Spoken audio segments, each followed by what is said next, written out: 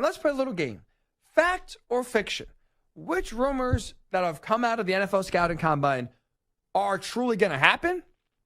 And which are just, scuttlebutt. That's just, a nice thought, but not actually realistic. Pat Boyle's got the questions. It is time for a fact or fiction edition of the NFL Rumor Mill. Yeah. Fire me up. Let's go. Let's go. All right, Hickey. Let's start with the top dog in free agency coming up here. Or possibly not the top dog in free agency, but one whose services will surely be sought after. And that is Justin Jefferson. And we heard reports over the weekend that Justin Jefferson wants to become the highest paid wide receiver in the NFL. His contract back in July of 2020 that he signed was 4 years, $13 million. His payday has been coming. And last year, Justin Jefferson, even with the injury that he suffered, 10 games, still over 1,000 yards, 5 touchdowns, and that's with other quarterbacks not named Kirk Cousins throwing to him for the back half of the year. So, to start us off, Ryan Hickey, fact or fiction, Justin Jefferson will become the highest paid wide receiver in the NFL. Facts. That is a fact. Now, right now, the highest paid receiver in the NFL, Tyreek Hill, $30 million even. I'm going to say right now, Justin Jefferson is going to end up signing a deal, 5 years, $31.5 million. He's going to surpass the $30 million a year mark by Tyreek. He will be able to claim being the highest receiver in the NFL. And if you're the Vikings, there's no reason not to. Whether Kirk Cousins is your quarterback, whether it's Baker Mayfield, whether it's Russell Wilson, whoever it may be, it does not matter. There is no reason to trade Justin Jefferson instead of not paying him. Makes no sense. Because all you're doing, even if you get 2 or 3 first-round picks back, is looking to draft the next Justin Jefferson. You got him on your roster. The salary cap just exploded. $31.5 million. He's going to look like a steal in a few years from now. Pay the man. He's the best receiver in the NFL, arguably. Give him the money. I think the Vikings will. $31.5 million over 5 years. That is my prediction. So when you ask, will Justin Jefferson become the highest paid wide receiver by the Vikings? That, to me, fact. All right, moving on. This is a guy that we talked about not too long ago and the destination that I said Russell Wilson could end up as, and that's the Pittsburgh Steelers. And when it comes to their quarterback situation, oh boy, is it a bit of a precarious one. Is it Kenny Pickett? Is it Mason Rudolph? Is it somebody else? Is it Russell Wilson? Is it somebody that is going to be drafted by the Pittsburgh Steelers in April? Last year, we saw Kenny Pickett get hurt and then lose his job to Mason Rudolph and then try to win it back. But ultimately, Kenny Pickett did not play again the rest of the year from Week 13 and on. And last year in those 12 games, Kenny Pickett threw for just 2,070 yards, 6 touchdowns, 4 interceptions. So after just 2 years, after the Pittsburgh Steelers drafted Kenny Pickett, number 20 overall, Ryan Hickey, I asked you, fact or fiction? Kenny Pickett will be the Steelers' Week 1 starter. Steelers fans, I'm sorry to say it, but it's a fact. It is, unfortunately for you, a fact. There is no world in which Kenny Pickett should be the Steelers' starting quarterback week number 1. He's not. So, in this day and age of quarterback play, look at any top quarterback in the league. They have shown you by the latest year or two that they can be a top guy in the league. There is no quarterback in this league that's a top 10 guy. Josh Allen, Mahomes, Burrow, Dak, Lamar, we can go through the list here. Jalen Hurts, when they have gotten their starting opportunity, the latest they have shown you they can be the guy is year 2. We are going to year 3 of Kenny Pickett, who is coming off a year in which he was benched, like you just said, Pat, for the playoffs again in favor of Mason Rudolph. In his 2-year career, he has 13 touchdowns, 13 interceptions. He's not been special whatsoever. And if you're the Steelers, you have 3 obvious and easy upgrades at your disposal. Russell Wilson is now a free agent. He is better than Kenny Pickett. Justin Fields, better than Kenny Pickett. And Kirk Cousins, better than Kenny Pickett. All 3 of those guys are easily available. And you could easily, sign and bring in, and it'll be an upgrade. I have no idea why, but everything I have read, everything I've listened to, the Steelers, you listen to Omar Khan speak as well, they, for whatever reason, are in on Kenny Pickett. They want to give him a year number 3. There's been no quarterback that's been worth his salt that took 3 years to develop. Steelers are betting against history. I think it's a mistake, but unfortunately for Steelers fans, even though you have upgrades available right out there at your disposal, Pat asks, Pickett will be your week 1 starter. Fortunately for you, it's a fact. All right, moving on. Another big quarterback situation that we will see play out is the one that is in Tampa Bay. And before we talk about Baker Mayfield and the record-setting year that he had, or at least career record-setting year that he had last year, why don't we hear, speaking of all these great rumors that you love getting out of Indianapolis, Ryan, why don't we get a little bit of a rumor here from Daniel Jeremiah, this courtesy of NFL Network. Run into people, you talk to people, you hear, theories and rumors of, hey, look out for this, look out for that. I mean, we've all assumed that Baker just goes right back to Tampa. I had somebody say, I wouldn't, don't sleep on the New England Patriots. For being in the Baker. And if the New England Patriots are in the Baker business, then the number 3 pick is up for sale. And now the dominoes start going, and we can really have some fun.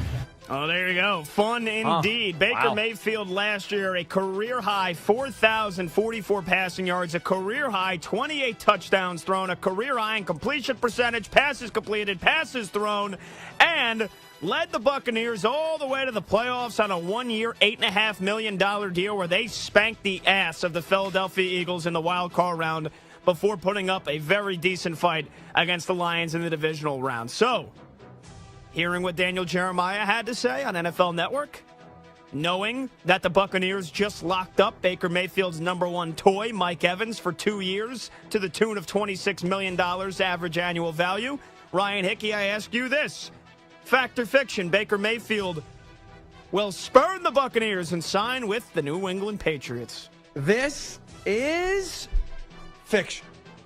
It's interesting coming from Dan Jeremiah, who I don't think is just throwing this out there if it was just a random report that from a guy he didn't trust or someone else just saying this. I think there is truth from the Patriots' perspective, but I don't see how this makes sense whatsoever from Baker Mayfield's perspective.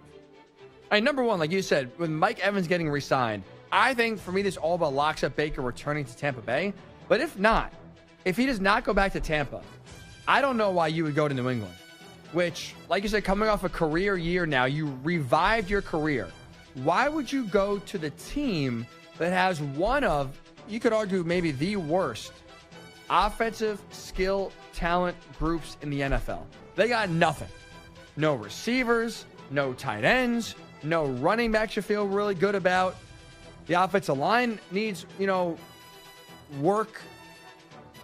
I would steer very, very, very far away from New England if I am Baker Mayfield. I think if it's not Tampa, it would be Minnesota. That's a team that's been hot on the tail of Baker if Kirk does sign elsewhere. But I fully expect Baker to re-sign in Tampa. So you ask, Baker will sign with New England. It's interesting coming from Daniel Jeremiah. Fiction. No way I see it happen. All right, turning our attention from the quarterbacks to the head coaches, and this one, the Super Bowl winning head coach, back-to-back Super Bowl winning head coach, Andy Reid, who is now, with all of his chicken nuggies that he's been eating this offseason, is at the tender age of 65 years old. And in his 25 years as a head coach, Andy Reid has only missed the postseason 6 times. He's won the Super Bowl 3 out of the last 5 times. And the Kansas City Chiefs just keep getting better. They keep going back, even when people count them out. And Andy Reid, after going 20 years without a Super Bowl, just keeps aging like a fine wine.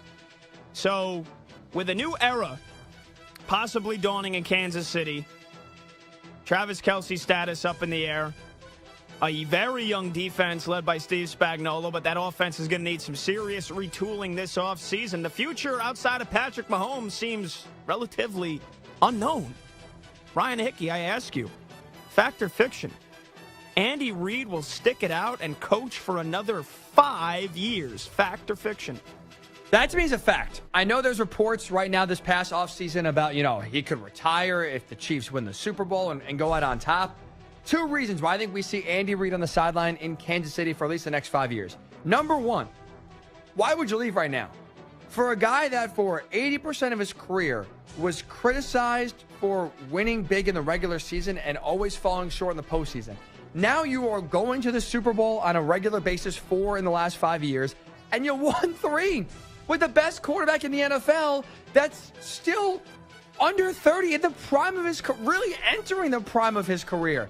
This is just getting going right now if you're Andy Reid, especially when you come off a year in which, like you said, the offense had question marks, especially at receiver. I would argue this is the worst, what we just saw in 2023, was the worst offensive skill group around Patrick Mahomes that he'll have in his career. I don't think it's going to be any worse than that. I do think the Chiefs will improve this offseason.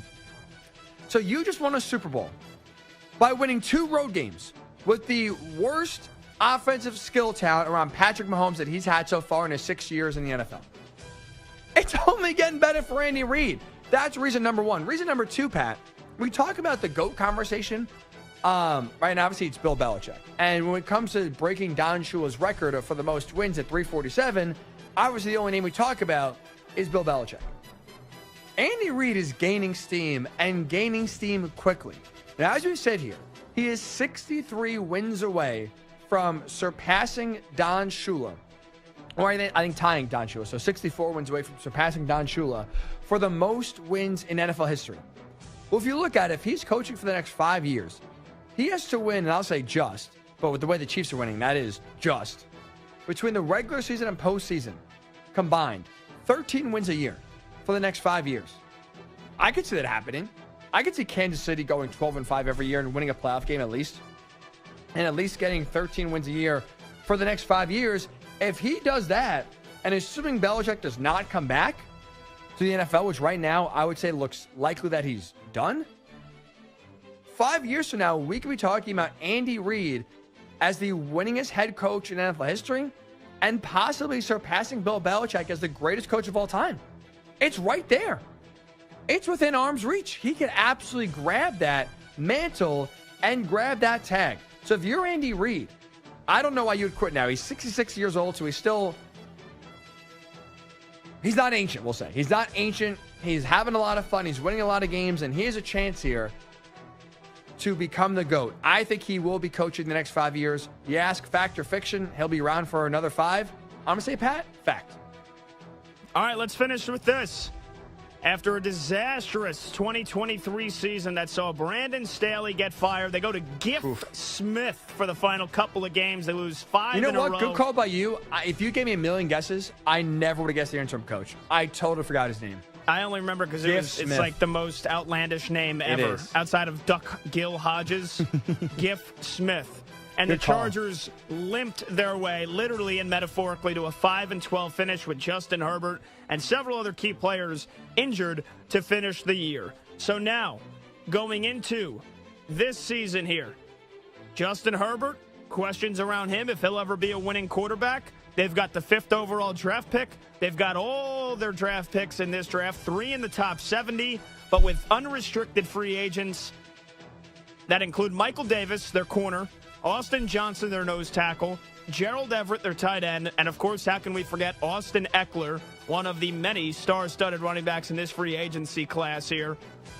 The Chargers could be the ultimate wild card in this upcoming NFL season. So, Ryan Hickey, to finish off this fabulous segment that you have constructed and we have executed here, I ask you, fact or fiction when it pertains to the Bolts, the Los Angeles Chargers, bolt up Justin Herbert, and a brand new coaching staff that includes the one, the only, Jimmy Harbaugh.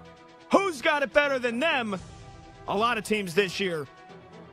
Fact or fiction, the Chargers will finish with a losing record in 2024. I'm going fact. I don't think enough people realize the undertaking that Jim Harbaugh is taking on by taking this Chargers job. Yes, right. He has obviously the hardest position to get at quarterback. He has that solved with Justin Herbert. But like you outlined, when it comes to the free agents that the Chargers have, they have a lot of holes they have to fill. And they have a lot of guys right now eating up that salary cap. You ready for this? 4 guys. Joey Bosa, Khalil Mack, Keenan Allen, Mike Williams. Those 4 guys alone eat up over half the salary cap space right now for the Chargers next year. And all 4 of those guys, what do they have in common? Hurt and inconsistent. Keenan Allen's the best out of those 4, but Joey Bosa can never stay healthy. Mike Williams can't stay healthy. Khalil Mack is aging and also has trouble staying healthy and being productive. 4 guys, half the salary cap taken up, and all 4 are inconsistent and not as productive as they should be. This is a serious overhaul. Like, this is a real rebuild. You have quarterback, yes, but Jim Harbaugh's coming in there having to redo basically everything else. He's got to add toughness to this Chargers team, which they have severely missed in my lifetime. 29 years old. I can never remember a year where the Chargers were actually tough. They've always been a finesse team. Jim Harbaugh won a lot at Michigan by being tough, running the ball, having a physical defense. If you want to build what you did at Michigan in LA with the Chargers, you're going to need multiple off seasons, multiple free agent classes, multiple drafts to execute what you did at Michigan. This is going to take time. 2024, I think, is going to be more of a rebuild, tear it down. So you have the quarterback at Justin Herbert. You don't have much else around him. Receiver needs to be upgraded. Offensive line needs to be upgraded. Tight end, running back, defense. This is going to be a tough start to the Harbaugh era. I think he'll have success in LA, but it's going to be a patient ride. It's going to take some time. So you ask, will the Chargers finish under 500 in 2024? My answer, Pat, to that is fact. All right, so Kirk Cousins' future up in the air, coming off the torn Achilles tendon. He will be a free agent. And with the Vikings' future in flux right now, and after all the backup quarterbacks they ran through last year, do they bring Kirk back? Or do they try to draft? Or do they try to sign somebody else in free agency? You mentioned the Atlanta Falcons before and how they could be a quarterback away with all the talent they have on their offense. Could the Atlanta Falcons swoop in? Ryan Hickey, I will ask you, fact or fiction, Kirk Cousins will be the Falcons' Week 1 starter. I am going fact. I know the Vikings are trying to keep Kirk here, but if you look at this from number one, Kirk's perspective, you have a better chance to win in an easier division in Atlanta than you do right now in Minnesota. You got a better tight end, a better running back, not a better receiver. Obviously, Justin Jefferson is great, but Drake London is no slouch as well. And so I think you go to Atlanta, you have a better chance of winning that division, having a home playoff game, playing in a dome that suits you well, playing in an easier division. This makes so much sense from Kirk's perspective, and this makes a lot of sense from Atlanta's perspective. I think especially if you're Arthur Blank and now Raheem Morris, the one thing you want in year number one is quarterback competency. You heard Arthur Blank talk about it a lot this offseason. He was very upset with Desmond Ridder not playing very well. And I get it, right? You have Drake London, you have Bijan Robinson, you have Kyle Pitts. Like, you have everything you need around the quarterback, a good offensive line to succeed if you're a QB. And you couldn't get consistent play out of Desmond Ridder or Taylor Heineke. I get your frustration. And that's why when you look at Justin Fields, you could potentially get your franchise guy, bring him back home, and get good value and just trading a possible second or third round pick to get Fields. And if he develops the way he, some think he can, you could get your next quarterback for a decade right there with one simple trade. But there's obviously no guarantee with Justin Fields. He's had a lot of up and downs in his career. He's very inconsistent so far in his 3 years in Chicago. And so it's not a sure thing. Obviously, Kirk is older, but he is much more of a sure thing, even coming off an Achilles injury. And so if you are the Falcons and you get Kirk Cousins right now in free agency, you keep your draft capital, obviously, right? You don't have to trade for him. He's a free agent. And number two, I think you rocket to the top. Even if Baker resigns in Tampa, you are now the favorite to win that division in 2024. So you could turn your fortunes around. You could become a competitive team again by making just one move. And then use that number 8 overall pick to bolster your team, whether it's a playmaker on defense, whether it's another receiver as well to add another weapon to Kirk's arsenal. Like, you have a lot of options now with Kirk as your short-term quarterback. Give you, a year, 2 years, maybe 3 years of good QB play, and then figure out whether it's in the draft, whether, again, through a trade or free agency, your next move. But I think in the short term here, it does make sense for Atlanta, and I think they are going to follow through. A lot of reports from ESPN and some really good ESPN insiders, Jeremy Fowler, Dan Graziano, that on top of Atlanta's wish list at number 1, Kirk Cousins, above Justin Fields. I think it makes sense. I think from both sides, it does, work for each, for Kirk and for the Falcons. I think we see it done. Kirk to the Falcons, week 1 starter, is a fact.